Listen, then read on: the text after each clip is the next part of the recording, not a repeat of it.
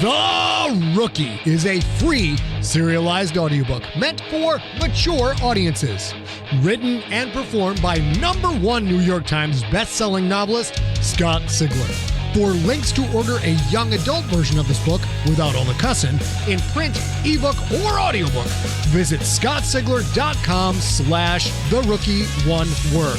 This podcast contains mature situations, adult language, and lots of violence. Listener discretion is advised. Hello, junkies! If you listen to only one intro for this episodic podcast novel, make it this intro. Listen to the whole thing. Well, this has been a long time coming. It's the original Rookie, the adult version with all the swear words. I first released this back in 2007. The audio quality is good, but not at the level I record things these days, so keep that in mind, but you will get used to it quickly. This is the original version that the iTunes Store censored for foul language. Yes, that really happened. Yes, for just the language and nothing else. That led to an Apple employee who used to be a high school English teacher suggesting we ditch the cursing because there weren't any books like The Rookie when she was a teacher. She thought it would be a great book that might help athletically inclined students to develop a love for reading. So we created the YA version that is available in print, ebook, and as an audiobook on audible.com and other sites. And the YA version is also available as a free serialized podcast. Pick your format, you do you. Because we had the YA version, we pulled the adult version. But after 15 years, here it is again. I would not recommend listening to this with young children unless they have a very seasoned palate for cursing. Other than the harsh language, it's basically the same story as the YA version. Well, here we go. We hope you dig the Rookie adult version. Enjoy.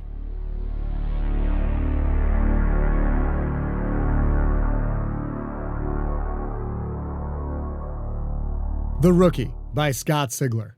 Book 1, The PNFL. Chapter 1, Talent Show. Semifinals of the Purist Nation Football League, the PNFL. Outland Fleet Corsairs, 7-2, at the Mining Colony 6 Raiders, 9-0. McCovey Memorial Stadium, 7:25 p.m. Purist Nation Standard Time. Coverage, Holocast on Channel 15 Promised Land Sports Network, and Translate Radio, 645.6 TL, The Fan. 3rd and 7 on the defense's 41-yard line. McCovey's 3 tiny moons hung in the evening sky like pitted purple grapes. Their reflected light diffused into the night's mist, making them glow with a fuzzy magnificence. Smells of human sweat, iron-rich mud, and the saltwater-like odor of carcensi grass filled the frigid air. The endless hum of the atmosphere processor echoed through the packed stands, but the players, and the crowd, had long since tuned out that ever-present droning. Quentin Barnes slowly walked up behind center, head sweeping from left to right as he took in every detail of the defense. Well, some would call it a walk. Most would call it a swagger. A step left, a half bounce left. A step right, a half bounce right. He stood behind the center, his hands tapping out a quick left-right left bada-bap on the center's ample ass. From his crouch, the center smiled. The bada-bap was the kind of thing other players would tease you for. That is, unless your quarterback was Quentin Barnes. The center smiled because Quentin's only did the bada-bap, when he saw a hole in the defense. And what Quentin saw, Quentin took. Behind Quentin, the tailback and the fullback lined up in an I formation. 2 wide receivers lined up on the left side, with a tight end on the right. Red 15! Red 15! Quentin's gravel and sandpaper voice barked out the audible. His breath shot out in a growing white cloud, which seemed to break into slow motion as the crystallized vapor rose almost imperceptibly into the windless night. Across the offensive and defensive lines, similar start-stop breaths filled the air like a thin fog of war, each puff illuminated by the powerful field lights On defense, the Corsairs' outside linebacker pointed to the tight end. "Watch that fucker!" The tight end had caught 6 passes on the day, 4 of them in third down situations, racking up 52 yards and a touchdown. And it wasn't even halfway through the third quarter. The linebacker's jersey, once blazing white with royal blue numbers, was now a torn mess of brown streaks, green smears, and splotches of red fading to pink. The linebacker moved to line up directly over the tight end. From his stance, the tight end smiled. Now he saw it. Now he saw the same thing Quentin had seen almost the second they broke from the huddle. "Hot, hot, hot!" The center snapped the ball into Quentin's wide hands. The linemen launched into their endless battle, huge cleated shoes kicking up clods of tortured grass and well-worked mud. Quentin dropped straight back as the fullback and tailback moved to the left and to the right, respectively, ready to block.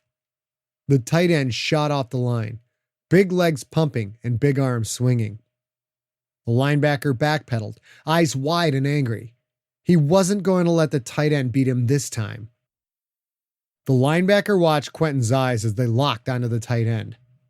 The tight end stepped to the right like he was breaking outside, his head looking up and his shoulders turning out in an exaggerated move before he cut sharply left to the inside and curled up at 8 yards from the line of scrimmage. Quentin's left arm reared back. The linebacker snarled as he jumped the route. It was payback time, an easy interception. Quentin's arm came forward as the linebacker closed on the tight end, but the ball never left the quarterback's hand. Pump fake. Quentin reared back, lightning fast, and lofted a smooth, arcing pass. The linebacker leapt, but the ball sailed just a few inches over his outstretched fingers to fall perfectly into the arms of the sprinting tailback, who had come out of the backfield on a delayed pattern. The tailback turned upfield, never breaking stride. The tailback threw a head and shoulders juke on the free safety, who couldn't change direction quickly enough to catch the streaking runner. The tailback cut to the right, towards the sidelines, and turned on the jets. The strong safety had a good angle of pursuit, but there just wasn't enough field to catch up. The tailback strode into the dirty end zone standing up. The record crowd of 15,162 roared its approval. McCovey Raiders 34, Purist Nation Outland Fleet Corsairs 3. Quentin Barnes reached down and plucked a few blades of the tough Carcengi grass from the muddy, cleat-torn field, then held them to his nose. He breathed deeply, smiled, then rolled his fingers, feeling the grass's rough texture before the blades scattered to the ground.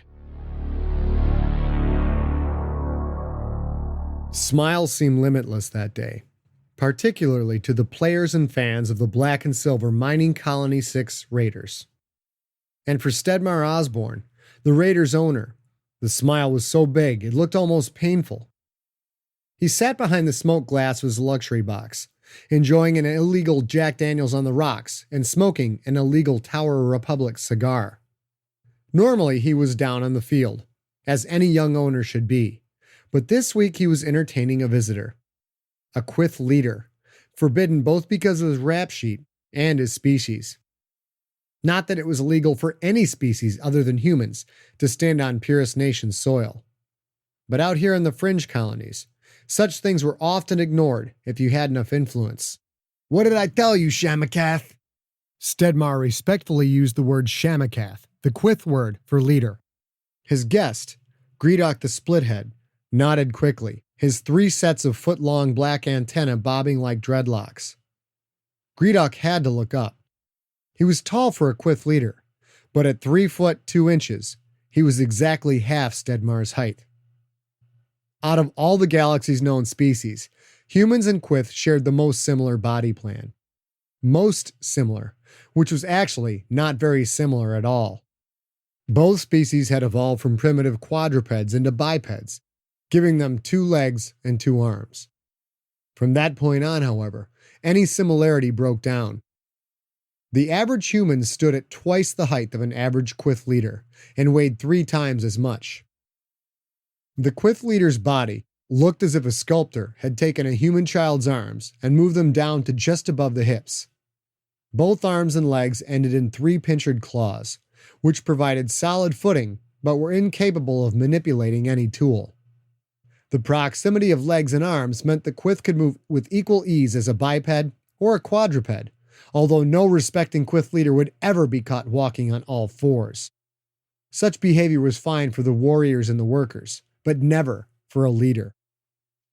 The trunk continued up from the arms, a long, smooth, furry body that ended in a head dominated by one softball-sized eye. A small, vertical mouth sat under that eye. A set of pedipalps extended from the sides of the Quith's vertical mouth. What were once tools for killing and eating had evolved into long, dexterous appendages the Quith used like human hands. I don't know why he hasn't thrown deep anymore. With that kid's arms, they should be going for the bomb every play, you know? Greedock looked back at the field and rolled his one eye, marveling in Stedmar's idiocy. Greedock caught himself in the act, then stared straight ahead. Rolling one's eye was an expression of derision he'd picked up from hanging around humans for far too long. Any neophyte could see that the quarterback had been setting up that play for at least the last 2 offensive series. Greedock looked to his left, at Hokor the Hook Chest, also a Quith leader. Hokor had forgotten more about football than Greedock would ever know. Hokor's single eye glowed slightly yellow with an internal light. The tips of his 3 sets of flexible, foot-long antennas spun in tiny circles, and there was nothing human about that expression. Hokor's stubby legs were the only things that stayed still. His tan-striped yellow fur raised and lowered with subconscious excitement. His tiny 3-pincered hands flexed involuntarily, and his pedipalps twitched, as if they were searching for food to stuff into his small mouth. Greedock reached over and gently nudged Hokor. Hokor's antenna immediately stopped circling, and the yellow light faded until his big eye was perfectly clear. Hokor was a great football coach, but he had little of what the humans called a poker face. Greedock, on the other hand, remained calm and collected. His antenna and pedipalps sat perfectly still, while his own fur, silky black and impeccably groomed, lay smooth and undisturbed. It might have been a casual outing of 3 business acquaintances, not much different than what went on in the stadium's other luxury boxes, save for the fact that there were probably no other non-humans in the whole stadium, nor were they packed with lethal-looking bodyguards. 4 humans, who belonged to Stedmar, and 2 thickly muscled, 6-foot-tall Quith warriors. Their furless, hard-shelled carapaces showing battle scars and the hand-painted emblems of combat tours and various war campaigns. Stedmar smiled even more as the kicker knocked through the extra point to make the score 35-3. Greedy, I gotta hand it to you on this football team stuff. I had no idea how lucrative this could be, but you were right. I'm moving at least 500 keys of smack every damn road game and coming back with a bus full of money. I never dreamed smuggling could be so easy.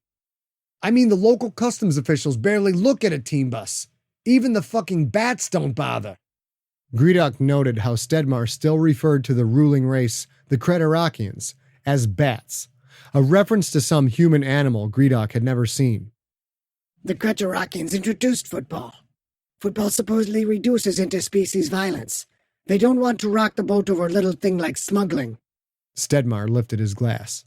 Well, here's the interspecies cooperation. He took a drink as the ice cubes rattled wetly. And your Raiders are only a Tier 3 team, the lowest level of football. Imagine how valuable it becomes with a Tier 2 team, and you're moving across entire systems. Or even one of the Tier 1 teams, and you've got complete immunity across all governments. Stedmar nodded. Tier 3 is good enough for now. It's going to take me a few years to buy out a Tier 2 team. But hey, if I can hold on to Barnes, I'll be competitive right from the start. Don't be sure Barnes can carry your team. There is a reason that no quarterback from the purest nation has ever led a team to a Tier 2 or Tier 1 championship. It's one thing to be great in an all-human league. It is a very different game when Barnes has to throw past 8-foot-tall Sklono defensive backs and dodge 400-pound Quith warrior linebackers. Stedmar shrugged. Yeah, the boy thinks he can handle it. The rest of your team can't. Your repressive government barely allows non-human trade, let alone bringing in other races to play football. In Tier 2 ball, you need Quith Warriors, Scolorno, and Key. It would be fun to watch your puny 400-pound lineman try and block a 600-pound Key nose tackle. I'm working on it, my Shamakath. Stedmar did an admirable job of pronouncing the word correctly. No small feat, considering his human vocal cords are only half as versatile as the Quith's voice chamber. It was a clear sign of respect towards the leader of his syndicate. Hokor genuinely liked Stedmar and had big plans for his lieutenant. Assuming, of course, that Stedmar lived to see the end of this game. Football's becoming too popular, even in the purest nation. You know how the holy men are, how much they hate the Planetary Union, the League of Planets. It drives the holy men crazy to know that those two heretic systems have fielded so many championship teams over the past 25 years. Heretic, is that what you believe? Yeah, how can you ask that? I don't follow the system's damn religion. Greedock pointed to the infinity symbol tattooed on Stedmar's forehead. You seem to have all the trappings of a church member.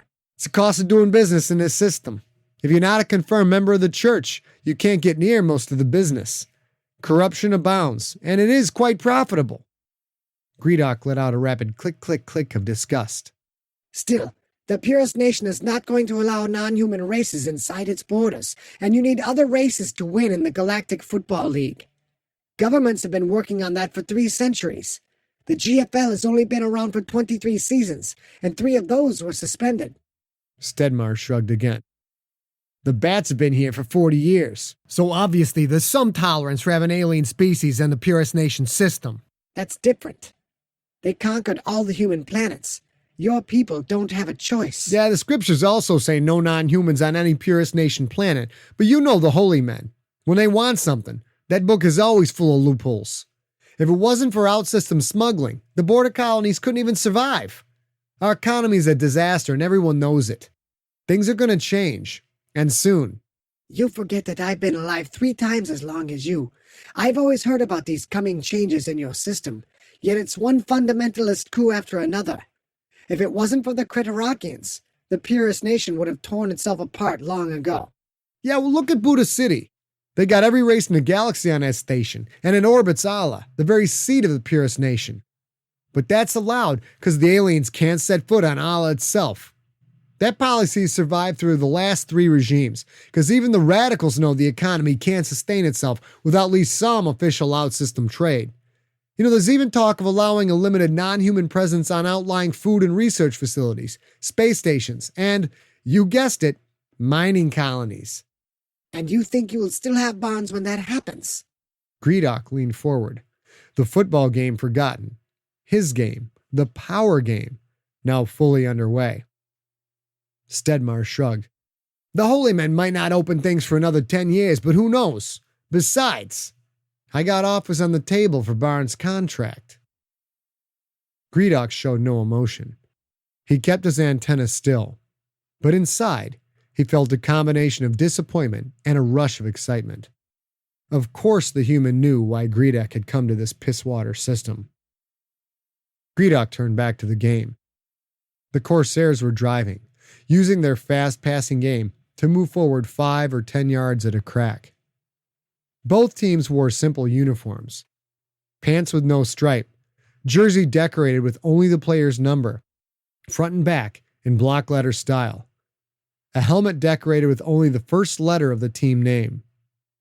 Every team in the Purest Nation Football League wore uniforms that were identical save for the team colors. The Raiders had silver gray pants and helmets with black jerseys, while the Corsairs wore royal blue pants and helmets with white jerseys. Who would want Barnes? Purest Nation quarterbacks can't handle the upper tiers. It has been proven time and time again. Stedmar's thin smile returned. I'll tell you who wants him. Karani Kolak wants him. This time, Greedock couldn't control his quivering antenna. Karani Kolak, Shamakath of the Key Homeworld Syndicate. The very being that Greedock hoped to someday replace. Kolak, why would he want Barnes when he's got Frank Zimmer at quarterback? Zimmer's getting old. He's 33.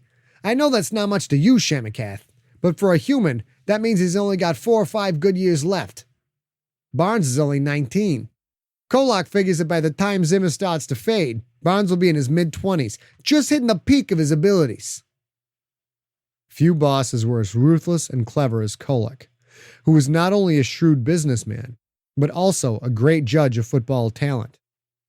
Kolak's team, the Toe Pirates, had won the GFL championship in 26-81 and followed up with a trip to last season's title game, where they lost to the current champions, the Jupiter Jacks. On the field, the Corsairs quarterback dropped back and threw a deep pass. The ball hung in the air for far too long, giving the Raiders' strong safety time to come and make a well-timed leap. His outstretched hand snagged the ball before the receiver dragged him down. The crowd roared in approval. Hokor the hook chest, who had remained quiet through most of the game, finally spoke. That is the quarterback's 4th interception. He should be shot. Stedmar laughed at what he thought was a joke, but Gredok knew it was no laughing matter. Hokor was a demanding coach, to say the least, and back in his days as a Tier 3 coach in the Quith Planetary League, he had executed more than one ineffectual player. A flock of Creterakian soldiers flew over the field, moving from perches on one side of the stadium to the other. As their small shadows zipped across the near stands, then the field, then the far stands, the crowd noise fell to a hush. The tiny creatures always made their presence felt during football games, where radicals were fond of deadly terrorist acts. Each one of the 20 or so winged beings carried an entropic rifle, capable of killing a man with even a glancing shot. Like any other public gathering, even ones with only 100 or so people, the local Creterakian garrison wanted to see and be seen. I tell you, I hate those little fuckers. They do those flyovers on purpose, you know, to make sure the crowd doesn't get too wild. Over the years, Gredok had seen several wild crowds of repressed Purist Nation citizens. Just during the drive from the spaceport to the city center and the football field, he'd seen 2 minor riots and 1 lynch mob. The lynch mob ended when a flock of soldiers flew in to break it up. Then some Purist genius started throwing rocks at the ugly little flying creatures. The lynching, originally intended to kill 1 man for an unknown crime, ended in at least 12 deaths as the Creterakians opened fire. Mining Colony 6, or Mikovy, as the locals like to call it, was little more than a barely controlled, overpopulated border outpost of a third world system. The Raiders' offense ran onto the field, led by the swaggering Barnes. The crowd noise picked up once again as hometown fans cheered for their star player. He's awfully big for a quarterback. 7 feet even. 7 feet tall, 360 pounds. So big, Gredok thought. Big enough, possibly, to stand up to the punishment that upper-tier quarterbacks took week after week. Frank Zimmer was 6'9", 310 pounds, and was one of the biggest quarterbacks in the league. It is amazing how players keep getting larger and larger. 15 years ago, a human that size could have been a small tight end. Barnes barked out the signals, looking up and down the line as he did. He paused, stood for a moment, and his hands did a bada-bap on the center's ass. Barnes screamed out inaudible. Behind him, the tailback went in motion to the left, lining up in the slot between the tight end and the wide receiver. Here we go again. The kid sees something. Gredok and Hokor also leaned forward, although they knew what was coming. Any fool could see the Corsairs' defensive backs were in man-to-man, while the tailback's motion showed linebackers were in a short zone. Barnes now had 3 targets to his left: the wide receiver, the tailback, and the tight end. Gredok looked at Hokor. Do you think it is a rollout? Hokor nodded. Barnes took the snap as the line erupted into the dirt-churning mini-war. He ran to his left, down the line, as 3 left-side receivers sprinted straight downfield. But Hokor and Gredok weren't the only ones to see what Quentin had seen.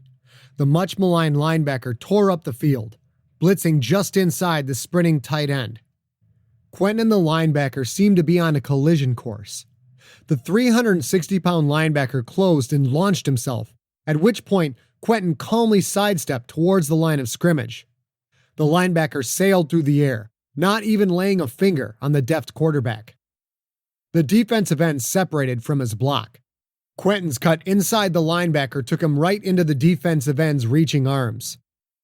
Quentin cut back to the outside at the last second as the 400-pound defensive end grabbed him with cannon-sized arms. The quarterback kept his feet pumping and pushed hard with his right arm. The end's feet chopped at the ground as he tried to keep up, but Quentin's stiff arm had knocked him off balance. The end fell, both hands wrapped in Quentin's jersey, pulling the smaller quarterback down. Quentin stumbled, leaned, then seemed to take a step towards the defensive end and twisted his shoulders as he pushed out with his right arm yet again. The end fell to the ground, his big hand slipping free of Quentin's jersey. The quarterback popped upright, like a stiff spring that had been bent to the ground then released. So strong, Greedock thought. I've never seen a human quarterback so strong. Already moving upfield and now free of the clutching defensive end, Quentin tucked the ball and ran. The defense shifted from their pass coverage to come after him, but in the 2 seconds after his initial cut, he was already 10 yards upfield and cutting to the outside. Hika Joan, Hokor said quietly, the Quiff language equivalent of, oh my. The crowd roared as the cornerback streaked towards Quentin, but the defender came in too fast. Quentin juked to the right, to the inside, but in the same second was moving back to the left. The quarterback stumbled and started to fall. He reached out for Quentin, who slapped his hands away like an angry parent scolding a spoiled child. Hiki Rapata, Hokor said, a little louder this time, the Quiff language equivalent of, that's quite impressive. Quentin sprinted down the sideline. The free safety closed with a good angle of pursuit. There was nowhere to cut this time, so Quentin lowered his right hand and brought it up hard just as the free safety reached for the tackle. Quentin's thick forearm caught the free safety under the chin, lifting him off his feet.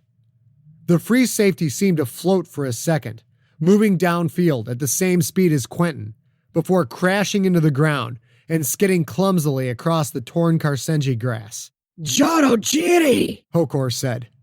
That loosely translated into, you've gotta be fucking kidding me. Stedmar jumped up and down and screamed nonsensical syllables, his drink spilling onto the floor. His bodyguards had lost discipline, straying from their posts to get a glimpse of the streaking quarterback. Hokor leaned forward so far, his neon-bright yellow eye pressed against the luxury box's glass windows. It boiled down to Quentin and the strong safety, who closed in as the quarterback passed the 30-yard line. Quentin looked back once, then turned his head upfield and seemed to take off, as if he had booster rockets. Quentin strolled into the end zone for his 52-yard touchdown run. Raiders 41, Corsairs 3. Unlike Hokor, Greedock had managed to keep his cool during the amazing display of athletic talent. Stedma, just how fast is he? Pretty fast. Yesterday in practice, they timed him at a 3.8 in the 40-yard dash. Greedock simply nodded. Of course. Why not? Why shouldn't the 19-year-old huge quarterback with a plasma rifle for an arm, the eyes of an aerial predator, and the mind of a general also run a 3.8 40? That was faster than most human running backs, and definitely faster than the typical 380-pound human tight end. It wasn't nearly as fast as a Sklorno wide receiver or defensive back, but it was about equal with a Quith Warrior linebacker, a Tier 1 linebacker. Quentin would leave most Tier 2 linebackers in the dust. Hokor still leaned forward, his eye and both sets of his hands pressed against the glass, his antennae quivering like drug-addled snakes. Greedock poked him again, hard. Hokor looked up and saw Greedock's eye clouding over with just a touch of black. Hokor swept a pedipalp over his head, submissively brushing his antenna back, then sat quietly in his seat. Greedock stared at his coach. Hokor had come across a tape of Barnes and had instantly insisted the boy was Tier 1 material. Greedock had argued. There were reasons that no Nationalite had ever quarterbacked the championship team. Most Nationalite quarterbacks, in fact, washed out within just 2 seasons. Despite the boy's skills, he had no experience dealing with other races, let alone leading them. There was more to quarterbacking than pure football skill, far more. But Greedock believed in his coach. He'd already leveraged his entire organization's finances to create the team that Hokor wanted. The team that would make the leap from Tier 2 to the big time, up to Tier 1. Hokor wanted Barnes. But to get Barnes, Greedock needed to make a play that could have serious business consequences. Greedock's wide eye asked an unspoken question. Are you sure? Is this kid really worth it? Hokor stared back with an unspoken answer. Absolutely. I think Kolak's gonna pay through the nose for this kid. Don't you think he'll pay through the nose, Shamakath? The time had come to formally open up the power game. Greedock wasn't taking any chances. Actually, Stedmar, Barnes might do well on my team. Stedmar raised his eyebrows in a human expression for surprise. Greedock sensed Stedmar's body heat. Very steady, only a hair above normal. Stedmar concealed his emotions very well, which was just one of the reasons Greedock liked him. Stedmar was also smart and ruthless. But for all his strong points, he should have known better than to play the game with Greedock the splithead. You've got Don Pine at quarterback. Why would you want anybody other than Don Pine? Donald Pine is not what he used to be. Stedmar nodded. Well, that may be true, but I've already got a considerable offer from Kirani Kolak. You should just give me Barnes's contract as tribute. Stedmar smiled. Now, come on. We both know tribute doesn't cover something like this. You wouldn't want me in your organization if I do something as stupid as give Quentin Barnes up for free. Greedock thought for a second, then nodded. Stedmar played it smart, polite, respectful, logical. And what is Kolak's offer? Stedmar walked to the bar and poured himself another drink. Well, Barnes's contract is negligible. I have him signed for another year at 1 million credits. Such a low number for such talent, Greedock thought. That is impressive, Stedmar. Barnes is worth 3 times that amount, even for a Tier 3 team. How did you manage it? Stedmar shrugged and smiled. Well, technically, I don't have to pay him at all. He's an orphan, like about 1 million other nationalite kids his age. Pogroms, coups, fundamentalist revolutions, power struggles. Thousands of people die or just disappear every year. Quentin never even knew his parents. They disappeared when he was 1, maybe even younger. He had a brother. They hung him for stealing food when Quentin was only 5. That's all the family he ever had. And how old was his brother when they hung him? 9 or 10. Quentin doesn't remember for sure. Anyway, in the purest nation, family members are responsible for crimes committed by other family members, up to 3 generations. So Quentin was the only one left in the family. They put him to work in the forced labor mines. A 5-year-old human child working in the Makovy mines? Stedmar nodded. Happens all the time. Makes for a very cheap labor source. Slave labor is always the cheapest. The nice term is honor worker, as in working in the forced labor camps clears your family honor, Only takes 20 years. Greedock's antenna circled slowly. He didn't like human systems to start with, and the purest nation was by far the worst of the lot. So if he was an honor worker in a mine, how did you discover him? Stedmar laughed. It was the craziest thing. I was driving out to the mines to conduct some business. So I'm driving by in my limo when the workers are on a break. There's a crowd built up, like it's a fight, Well, I love to watch a good fight, especially on this planet. Did you know if you kill a man in a fair fight here, you don't go to jail? Why am I not surprised? Anyway, so people really go at it. So I pull up to see what's going on, only there's not a fight. Everyone's laughing and clapping, looking at each other in amazement. There's this giant-sized fucker, must have been 425 pounds, built like an air tank with legs, Anyway, this guy looks pissed. He heaves back and he chucks a rock. Maybe rock is a pound or 2, chucks it about 60 yards. Really impressive throw. Some guy runs the rock back, and that's when the workers start flashing money back and forth. They're making bets. Then this scrawny kid steps up. He's about 6 feet tall, but you can tell he's real young. The big guy, he's got this look on his face like he could eat a bat whole, entropic rifle and all, He's looking at this kid like he wants to kill him. And the kid, he's just laughing. The kid takes the rock, pretends he's lining up under center, and actually barks out some signals. He's looking left, he's looking right. Then he takes a fucking 5-step drop like he's quarterbacking the Rodina astronauts or something. And he heaves that rock. I mean, the thing flew 85, maybe 90 yards. I just about shit myself. Greedock nodded. He was always amazed by a human's fascination with fecal euphemisms. And that's why you signed him? Well, partially.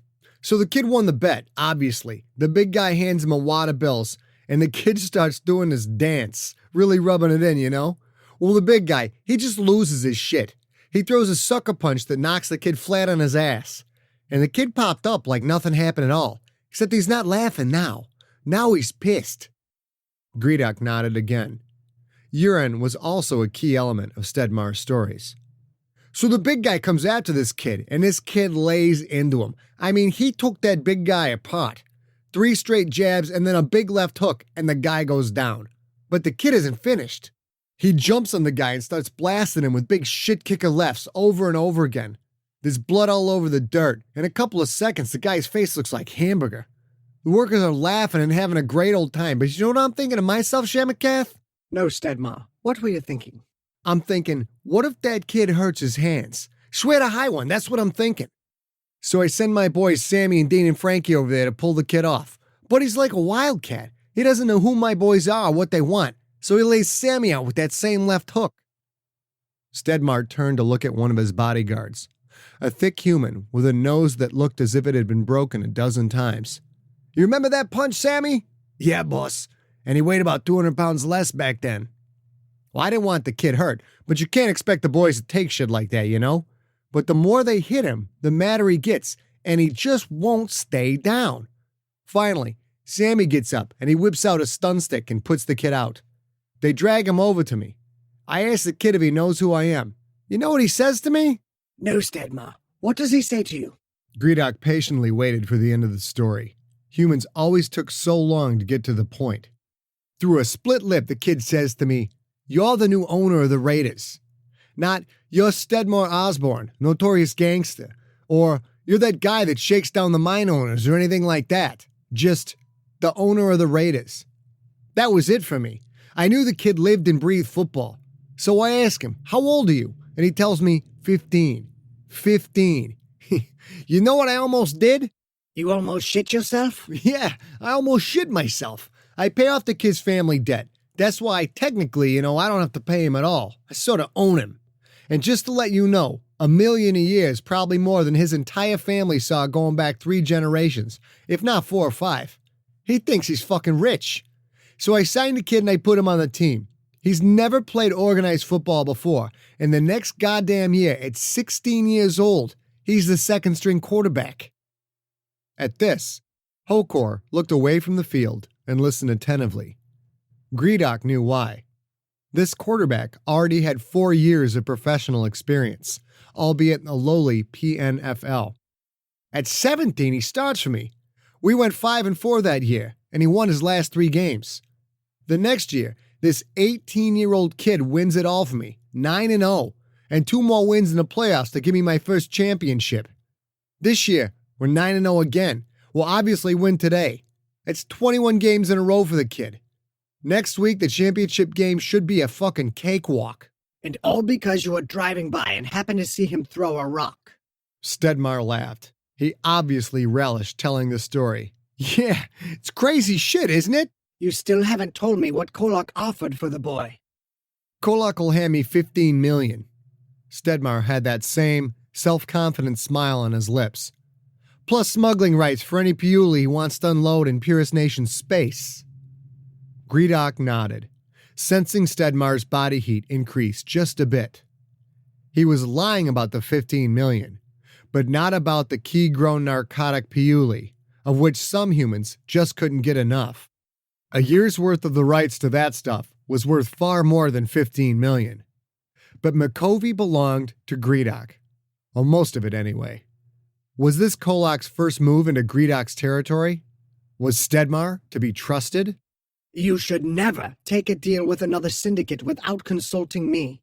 Stedmar ran his left hand over his head, brushing his hair back. While he obviously had no antenna, The motion perfectly mimicked the Quith sign of fealty. Greedock felt his anger subside a little, an involuntary, instinctive reaction to the gesture. His lieutenant was very good at this game. Greedock would never again underestimate Stedmar Osborne. But I haven't taken the deal, Shamakath, nor would I ever do so without your blessing. I will give you 10 million for Barnes' contract. Plus, I'll give you Mohammed Jorgensen's territory on Allah. Stedmar's face wrinkled. I suspect you were going to give me Mohammed's territory anyway. He's getting run over by the Giovanni Syndicate. They want to expand their Purist Nation territory in a bad way. Greedock nodded again. Stedmar was correct. And yet, the offer had been placed on the table. To change it now was a sign of weakness, and any Shamakath could not admit weakness in front of his vassals. Stedmar had made his first mistake. Instead of simply trying to add to the deal, he insinuated that Greedock's offer was no good. I have offered you a deal.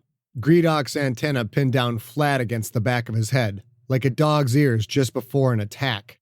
You will now accept. Stedmar's eyes widened slightly when he saw the antenna go back, and his temperature skipped almost a full degree. He quickly glanced at Greedock's two bodyguards, who showed no sign of emotion. Where Quith leaders are small and slight, Quith warriors were so much larger they looked like a different species altogether. They shared the same body style of 2 legs, 2 arms with 3 pincher hands, and 2 pedipalps on either side of the vertical mouth. But while a leader's pedipalps were 2 feet long and slender, a warrior's were usually about 3 feet long, thick with muscle, and heavily armored. Warriors did not have silky fur. Instead, thick chitin covered their bodies.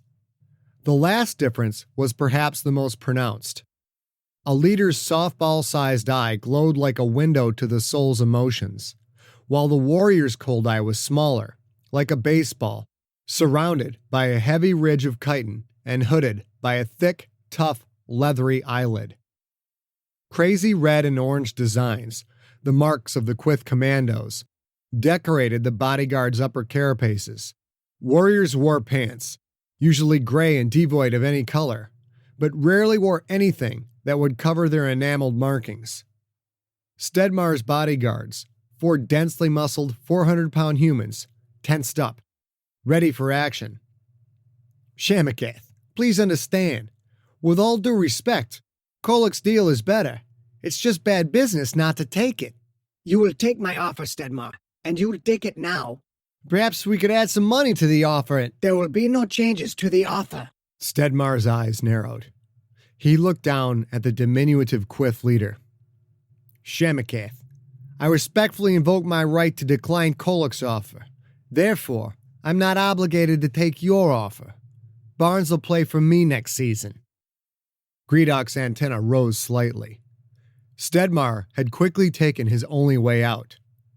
By keeping Barnes and not selling his contract to anyone, Stedmar could turn down Greedock's offer without Greedock losing face. But proper etiquette or no, Greedock wanted Barnes, and that was all that mattered.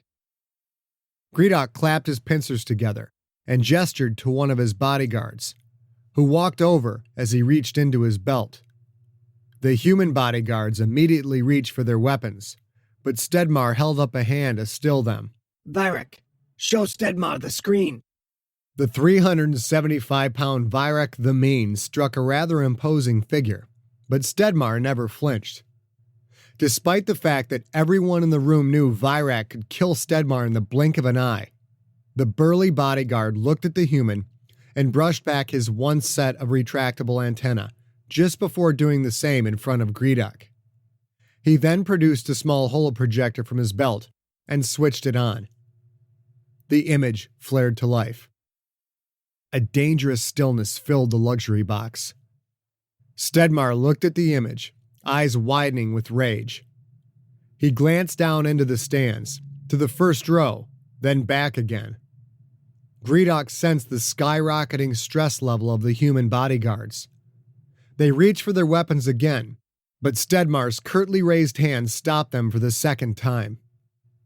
The holoscreen showed a smiling, blonde human woman holding a baby, both warmly dressed against the evening's cold.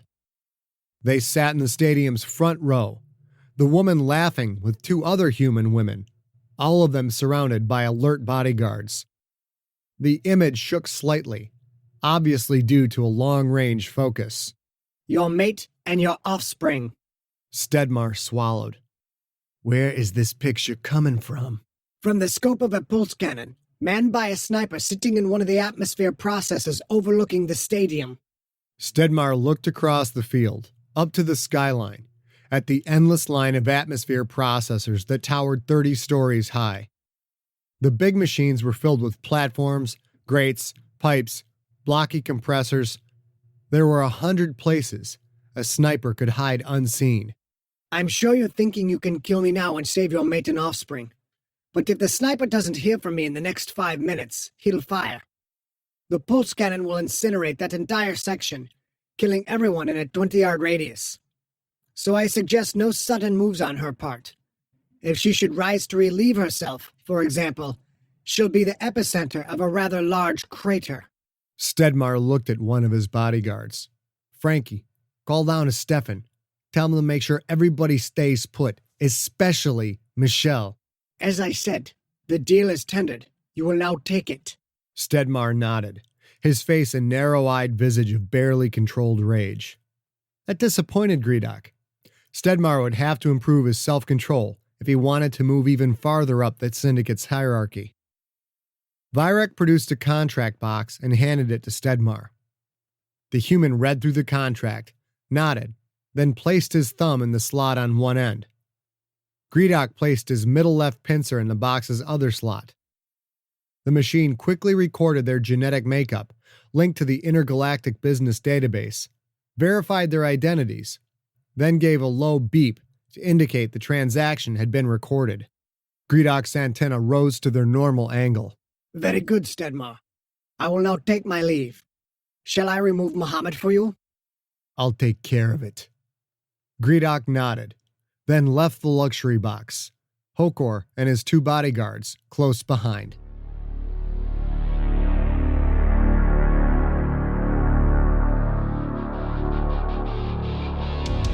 You have been listening to The Rookie, Book 1 of the Galactic Football League series. Produced by Ariok Morningstar with post-production by Steve Rickyberg. Written and performed by Scott Sigler. For more information on the author and more free stories, go to scottsigler.com. Theme music is the song The Kids Are Coming For You by the band Superweapon. Superweaponband.com. You're trying to say